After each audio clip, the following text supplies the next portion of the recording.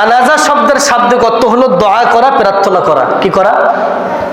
দোয়া বা প্রার্থনা করা। কার জন্য? মাইয়িতের জন্য।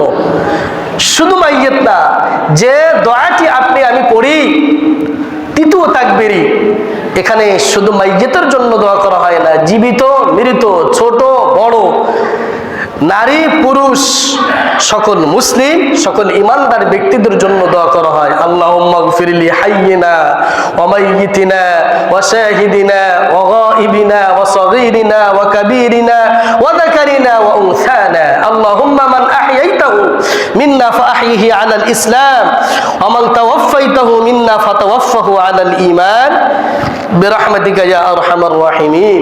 অতএব জানাজা হলো মাইয়িতের জন্য দোয়া করা, প্রার্থনা করা। তবে কিছু কুসংস্কার, তবে কিছু বিদআত, তবে কিছু সুন্নাহ বিরোধী কর্ম আপনি আমি করে ফেলি। এজন্য আজকে এগুলো একটু সুন্নাহটা কি, রাসূল কি বলেছেন, রাসূল কি নির্দেশ দিয়েছেন, যেগুলো সুন্নাহ পদ্ধতি নয়, এগুলো থেকে আমাদেরকে বিরত থাকা দরকার। কারণ জীবনের শেষ বিদায় হলো জানাজার নামাজ। ঠিক কিনা বলেন? জানাজার নামাজের মাধ্যমে জীবনের কি শেষ বিদায় হয়ে যায়। এই সময় যদি আমি সুন্নাহ বিরোধী কর্ম দিয়ে শেষ করি, এটা অত্যন্ত কষ্টদায়ক, বেদনাদায়ক। এজন্য আমাদের ওসিয়াত করা উচিত। আমরা যারা এখন পৃথিবীতে বেঁচে আছি, আমাদের ওসিয়াত করা উচিত যে আমার দাফন কাফন যেন সুন্নাহ পদ্ধতিতে হয়। এটা সন্তানের কাছে ওসিয়ত করে যাওয়া। কি যাওয়া? ওসিয়ত।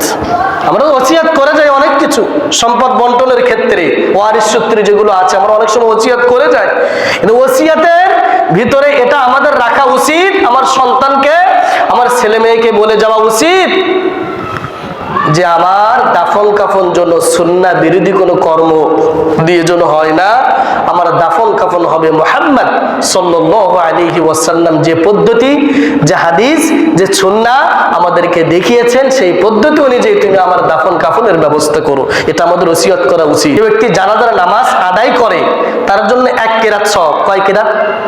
1 কেরাত। আর যে দাফন পর্যন্ত শেষ করে তার জন্য 2 কেরাত সওয়াব। সাহাবীরা জিজ্ঞেস করলেন, ইয়া রাসূলুল্লাহ, কেরাত কি? তখন তিনি বললেন যে 1 কেরাত হলো 1 পাহাড় সমপরিমাণ, আর 2 কেরাত হলো উহুদ পাহাড় বা 2 পাহাড় সমপরিমাণ সওয়াব আল্লাহ পাক তার আমলনামায় দিয়ে দেন। সুবহানাল্লাহ।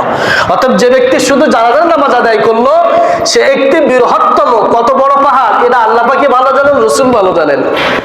1 কেরাত শরীফ পরিমাণ সওয়াব তার আমলনামায় দেওয়া হবে।